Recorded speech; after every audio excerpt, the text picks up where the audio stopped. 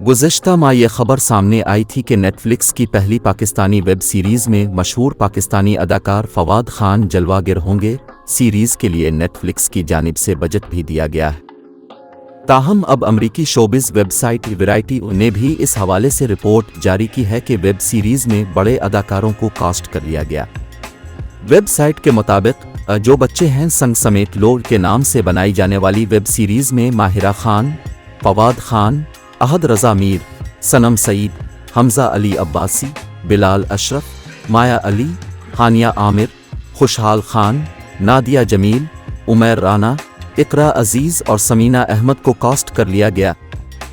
Report के मुताबिक पहली पाकिस्तानी ओरिजिनल वेब सीरीज़ की कहानी 2013 में फरहत इश्तियाक के इसी उन्वान से शाये होने वाले नावल से माखूज होगी और उसकी शूटिंग पाकिस्तान के अलावा बरतानिया और इटली में भी की जाएगी।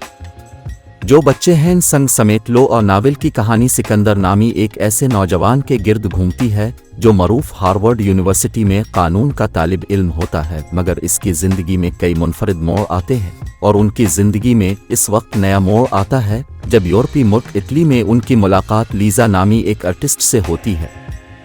जिनका माजी इंतहाई दर्दनाक होता है। रिपोर्ट में नहीं बताया गया कि ये सीरीज़ कब नेटफ्लिक्स पर पेश की जाएगी।